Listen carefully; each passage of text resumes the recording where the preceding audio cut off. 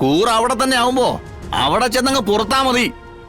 ഓ, ശാലിനി കുഞ്ഞു ഹോസ്പിറ്റലിലേക്ക് കുഞ്ഞിനെ കൊണ്ട് പോയതുകൊണ്ടാ ഞാൻ ഇങ്ങ് പോന്നത്. നീ ഇങ്ങോട്ട് വരണ്ട.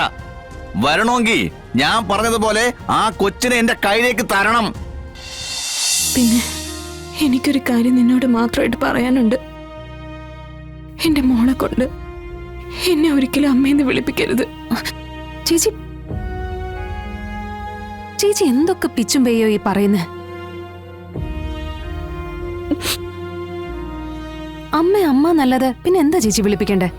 അതിനുള്ള ഭാഗ്യം എനിക്കില്ല ശാലിനി. പരസഹായം ഇല്ലാതെ അവളെ ഒന്നും എടുക്കാൻ പോലും എനിക്കാവുന്നില്ല.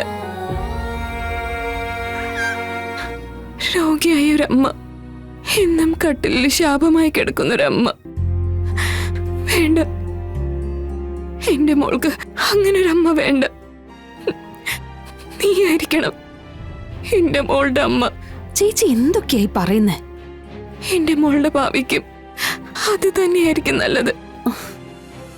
കളക്ടർ ശാലിനിയുടെ മോള് അങ്ങനെ അറിയപ്പെട്ടാ മതി എന്റെ ഈ കുഞ്ഞു. അവിടെ ഇവൾക്ക് കിട്ടുന്നത് ആദരവായിരിക്കും. പകരം എന്റെ മോളാണെന്നറിയുമ്പോ കിട്ടുന്നത് അറപ്പും വെറുപ്പും ആയിരിക്കും. എന്റെ മോള് ആരുടെ മുന്നിലും അങ്ങനെ ഒറ്റപ്പെട്ട് നിൽക്കരുത്. അതിനു വേണ്ടിയാ ഞാനീ പറയുന്നത്. പിന്നെ രാജീവേട്ടന്റെ ആൾക്കാര് ഈ കുഞ്ഞിനെ കൊല്ലാൻ വരെ ശ്രമിച്ചു എന്ന് വരും. പക്ഷെ വിട്ടുകൊടുക്കല്ലേ മോളെ, വിട്ടുകൊടുക്കല്ലേ എന്റെ ഈ തങ്കക്കുടത്തിന്. ചേച്ചി, ശാരിയേച്ചി സുഖപ്പെടും വരെ ഞാൻ എന്റെ മക്കളെക്കാളും ശ്രദ്ധയോടെ ഇവളെ വളർത്തും. എന്റെ കുട്ടികൾക്കൊപ്പം എന്റെ മോളായിട്ട് തന്നെ ഇവള് വളരും. എന്റെ ചേച്ചി സുഖമായി വരുന്നത് വരെ മാത്രം. ഞാനേ ചേച്ചി ഇങ്ങനെ കിടത്താനൊന്നും പോകുന്നില്ല. ചേച്ചി ജീവിതത്തിലേക്ക് തിരിച്ചു വരും. ചേച്ചി ജീവിതത്തിലേക്ക് തിരിച്ചു വരുമ്പോ ഈ മോള് ചേച്ചിക്ക് തുണയാവുകയും ചെയ്യും. അതും നമ്മുടെ പ്രതീക്ഷയല്ലേ? അത് നടക്കണമെന്നില്ലല്ലോ. ഇവള് ഈ അമ്മയുടെ കുറവ് അറിയാതെ വളരണം. അതും നിന്റെ മോളായിട്ട്. ചേച്ചി,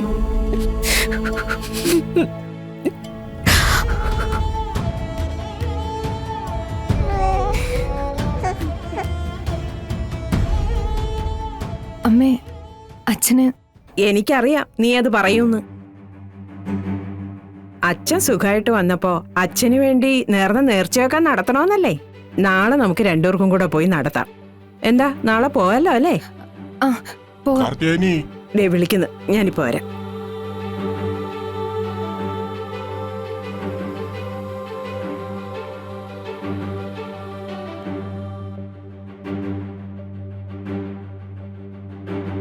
അച്ഛാ, കാർത്തിയായനിയോട് എന്റെ വിവരം പറഞ്ഞോ?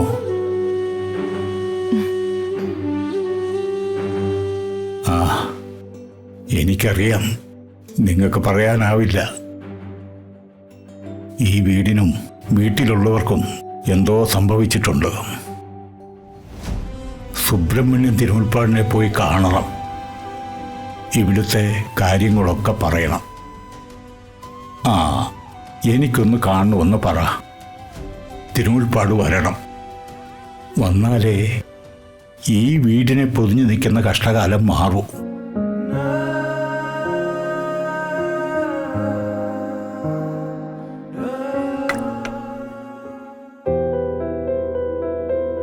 എന്താ ഇത്? ഇത് ദോശ. ഇതെന്തിനാ എന്റെ മുമ്പിൽ കൊണ്ട് വെച്ചേക്കുന്നത്? കഴിക്കാൻ. എന്താ, നിങ്ങൾക്ക് ഭക്ഷണം വേണ്ടേ? മനസ്സ് ചത്തിരിക്കുന്ന എനിക്ക് എന്തിനാണ് ഈ ഭക്ഷണം? ഇറങ്ങത്തില്ല. ദേ, ഇവിടെ വന്ന് നിൽക്കും. താഴോട്ട് ഒരിറ്റ് വെള്ളം പോലും ഇറക്കാൻ പറ്റാത്ത അവസ്ഥയിലാ. എന്റെ രാജേട്ടാ, കുഞ്ഞിനെ എടുക്കാൻ പറ്റത്തില്ലെന്ന് അങ്ങ് തീർത്ത് പറഞ്ഞേക്കണം. അങ്ങനെ നിനക്ക് പറയാൻ പറ്റും. നീ അവരുടെ കയ്യിലൊന്നും വാങ്ങിയിട്ടില്ലല്ലോ. എടി, കുഞ്ഞിനെ എടുത്ത് കൊടുത്തില്ല എന്നുണ്ടെങ്കിൽ പിന്നെ എനിക്ക് അവർ തന്ന പണം മടക്കി കൊടുക്കേണ്ടി വരും. എന്റെ ഇപ്പോഴത്തെ അവസ്ഥയിൽ എനിക്ക് സാധിക്കത്തില്ല. ദേ നിങ്ങളിപ്പോ ഈ ദോശ കഴിക്കേ, നമുക്ക് ഏതെങ്കിലും വിധത്തിൽ അങ്ങ് കൊടുക്കാന്നേ. ഏയ്, ഏയ്. എടി, നിന്നെ കൊണ്ട് കൂട്ടിയ കൂടാത്ത കടം ഞാനായിട്ട് തന്നെ ഉണ്ടാക്കി വെച്ചിട്ടുണ്ട്. അതെല്ലാം എന്റെ പിടിപ്പുകേടുണ്ടായി തന്നെയാ, ഞാനത് സമ്മതിക്കുന്നു. എല്ലാത്തിനും നമുക്കൊരു വഴി കാണാം. നിങ്ങളൊന്ന് സമാധാനമായിട്ടിരിക്കേ. എന്റെ സമാധാനം അതെന്റെ ആത്മഹത്യയിൽ ചെന്ന് അവസാനിക്കൂ. എന്റെ ചിത അത് നീ വരെ ഇപ്പൊ ആഗ്രഹിക്കുന്നുണ്ടെന്ന് എനിക്കറിയാം. നിങ്ങൾക്ക് എങ്ങനെ ഇങ്ങനെയൊക്കെ പറയാൻ തോന്നേ?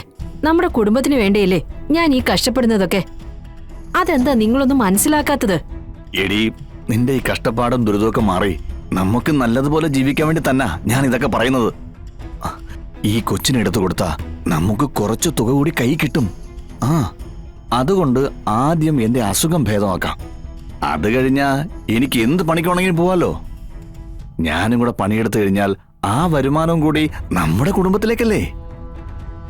നമ്മളുടെ രണ്ടുപേരുടെയും വരുമാനം ഒരുമിച്ച് വരുമ്പോ നമുക്ക് എല്ലാ കടങ്ങളും വീട്ടാം. കടങ്ങൾ കുറഞ്ഞാൽ തന്നെ പകുതി സമാധാനം കിട്ടും, ജീവിക്കാനുള്ള ആഗ്രഹം ഉണ്ടാവും. നമുക്ക് ഇനിയെങ്കിലും എല്ലാവരും ജീവിക്കാൻ പോലെ ജീവിക്കണ്ടേ ശാന്തേ? എത്ര കാലമെന്ന് വെച്ചാൽ ഈ കഷ്ടപ്പാടും ദുരിതത്തിലും കഴിയുന്നേ? നമ്മുടെ ജീവിതത്തിന്റെ ഗതി എന്താണെന്ന് നീയാണ് തീരുമാനിക്കുന്നത്. നമുക്ക് നമ്മുടെ ജീവിതമാണ് വലുത്. അത് കഴിഞ്ഞേ നമ്മൾ മറ്റുള്ളവരുടെ ജീവിതത്തിന് പ്രാധാന്യം കൊടുക്കാവൂ. യജമാന സ്നേഹം വേണം, പക്ഷേ അത് നമ്മുടെ നിലനിൽപ്പോടെ നോക്കിയിട്ട് വേണം. എടി, ഒരു 10 ദിവസം വീണുപോയാ എത്ര ദിവസം ഈ യജമാനം നോക്കും? കൂടിപ്പോയാൽ 1-2 ദിവസം നോക്കും. അതിൽ കൂടുതലൊന്നും ഇവരാരും നമ്മളെ സഹായിക്കില്ല ശാന്തേ. അതാ ഞാൻ പറഞ്ഞത്, നമ്മളെ തേടി വരുന്ന മഹാഭാഗ്യത്തെ തട്ടിത്തെറിപ്പിക്കരുത്. എടി, ഇപ്പൊ നമുക്ക് വന്നിരിക്കുന്നത് ജീവിതം തിരിച്ചു പിടിക്കാനുള്ള ഒരു പിടിവള്ളിയാ. ഇത് വേണ്ട രീതിയിൽ ഉപയോഗിക്കുന്നതല്ലേ ബുദ്ധി?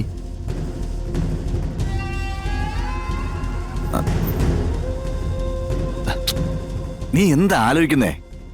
ഇത്രയൊക്കെ പറഞ്ഞിട്ടും നീ തിന്ന ചോറിന് നന്ദി ആലോചിച്ചോണ്ടിരിക്കണോ? എന്തൊക്കെ പറഞ്ഞാലും എനിക്ക് എന്റെ ശാരദാമ്മയെ ചതിക്കാൻ പറ്റില്ല. എന്നാ പിന്നെ ചതിക്കണ്ട, നീ പോയി അവർക്ക് കൂട്ടിരിക്ക്. നശിക്കട്ടെ, എല്ലാം നശിക്കട്ടെ. ഒരു നിവൃത്തിയില്ലാതെ വരുമ്പോ ഞാനൊരു മുഴം കയറില് എന്റെ ജീവിതം അവസാനിപ്പിച്ചേക്കാം. അതോടെ നിനക്ക് തൃപ്തിയും സന്തോഷം ആവുമല്ലോ. പിന്നെ അവിടെ എന്തിനാ ഇരിക്കുന്നേ? അങ്ങോട്ടിറങ്ങി പോവാൻ പാടില്ലേ? കൂറ അവിടെ തന്നെ ആവുമ്പോ അവിടെ ചെന്നങ്ങ് പുറത്താ മതി. ഓ, ശാലിനി കുഞ്ഞ് ഹോസ്പിറ്റലിലേക്ക് കുഞ്ഞിനെ കൊണ്ട് പോയതുകൊണ്ടാ ഞാൻ ഇങ്ങ് പോന്നത്. നീ ഇങ്ങോട്ട് വരണ്ട. വരണമെങ്കിൽ ഞാൻ പറഞ്ഞതുപോലെ ആ കൊച്ചിനെ എന്റെ കയ്യിലേക്ക് തരണം. ഇല്ലെങ്കിൽ ശാന്തേ, നീ എന്റെ ജീവിതത്തിൽ കാണത്തില്ല.